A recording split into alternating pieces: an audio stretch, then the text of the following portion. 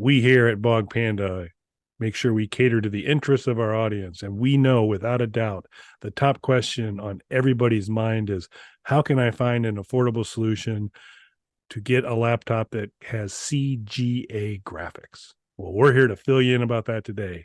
And I'm Kelly at KELLYTHUL on Instagram, Threads, and X. And joining me as always, filling you in from both sides, I am Dr. Mike, joining Kelly at Official Bacon on everything. Make sure you guys like, subscribe, and leave a comment. Go back to our previous video a previous video of ours, because we kind of willed this into being, I believe. And I'll explain that in a second, but make sure you guys go check out the merch store. You're going to want to wear our t-shirts. We're basically Nostradamus. And then check out Hard No. It says hard, but it's real short. It just gets in and out, gets the job done, though, and that's really what matters. You have no role in catchphrases for Hard No. Just I'd like to clarify. You can quit trying because you're fired. You're not the catchphrase guy for Hard No. So let's leave that to me. Because it's getting worse every time. Getting worse. Not nailing it so far? No, I wouldn't say so. But it is the world's shortest podcast, and you'll impress your neighbors and friends when you tell them that you're familiar with the world's shortest podcast. Probably. Getting it daily. So I'm interested in the connection Mike's going to make to a previous episode, but this one was a bit of a head scratcher. So we're big fans of the YouTube channel ModLittlePixel. He puts out tons of good stuff all the time. He's really knowledgeable and he's approachable. He's got I like his delivery, but it's a really unique delivery because it's almost like he's kind of just woken up and it's just like seems like a lot of effort to get the thing out. He gets it out. It's he doesn't seem unhappy, but he doesn't seem happy. He's just, but he's super knowledgeable and he's really interesting to listen to. And we catch his content a lot. And he's on top of stuff that takes us to some interesting places. And that's what he's done again. When he flagged this item that's out on Amazon for $269, you can be the proud owner of a cloned IBM XT running Windows 3.0, no mouse laptop with about a 7-inch screen, because that's what you've all wanted recently. I'm sure everybody's been playing with it. But it looks pretty authentic and pretty accurate. Mike shared this when he had come across it, and super intriguing. It looks like the case is kind of set up so you can kind of, with good doors and stuff on it, be able to get in to add peripherals and adjust it some. But ultimately, it's an early IBM PC clone.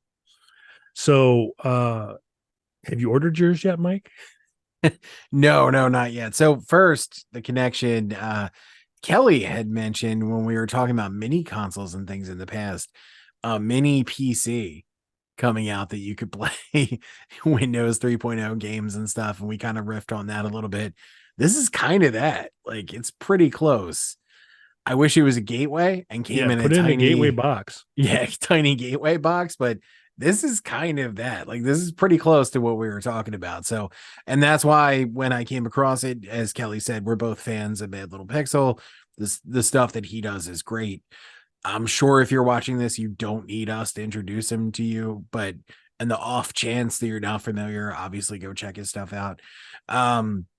The reason I was excited to share this with you when I came across it and was hoping that I had seen it before you did is because it reminded me of our conversation of our mini gateway that we were both looking forward to. I was like, wow, this is pretty close to that. And I didn't think laptop form with it, but I can understand where that's convenient. I also really like in the body of it, the doors that you mentioned where you can kind of access different things there. What I didn't like was the price point. Yeah. That's just too steep for me. Like, this is fun and was something that if this came in $100 or, $150, something in there, I would already have it. I would have it here, prime shipping where I could hold it up to the camera and show you guys. But at closer to $300, and again, I understand for what it is and what it's doing, but the price point just keeps me out of it. It's outside of that fun nostalgia price point for me. Yeah, you can the price point was a killer for me too, because it was intriguing. And they also we've talked a little bit before about like the small arcade versions are the 1/6 scale little games you can get, and that the kind of, oh, I get it, I open it, it's pretty cool, and then how often are you really going to use it? I think this has even less potential return type thing, because at least with the mini arcades, you could plug that in to a big screen and just basically use it as a game console and play some of the games on a big screen. This, even if you can run it up to a big screen, you're going to, get the joys of word processing on the Windows 3.0 platform, which I don't think is going to be a rewarding experience. Arkanoid was on there, a version of that, so that, which translated well. Although for whatever reason, I didn't think Arkanoid was around in those early days, and I thought that was a later development. But that could just be me not kind of remembering how things kind of played out. But that looked kind of nice and playable. But because you just use a couple keys to kind of do the paddable stuff with Arkanoid. But I just don't, beyond, oh wow, isn't this cool? And yeah, it's an interesting nostalgia.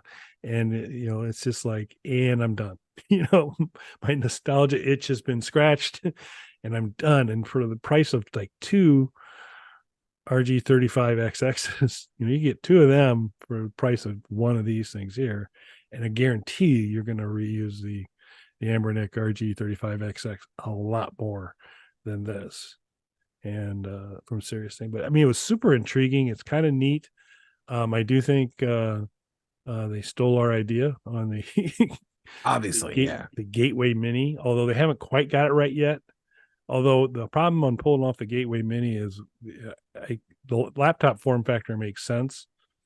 I don't know what kind of price point you're going to be at if you build something with a little monitor. That could be a problem. But gotta be honest, if this was a true Gateway Mini that came in the CalPrint box, they might have still had me at this price point. I would be closer. I would be much closer with that. I'd be given a lot more consideration. But this is, I'd still have to talk myself into it, but there's a possibility I could. Yeah. I think it would be awesome.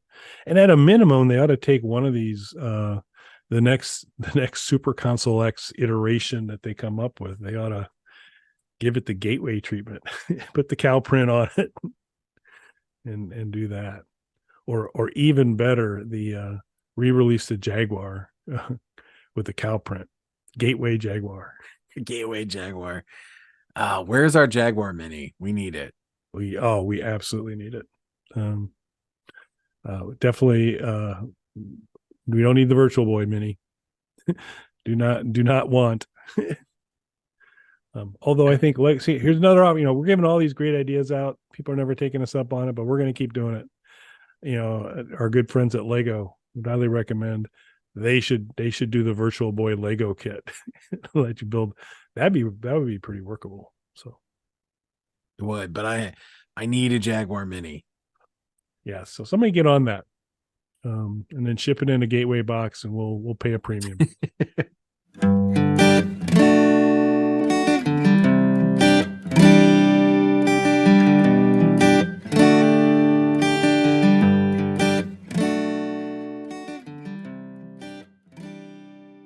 Bog Panda.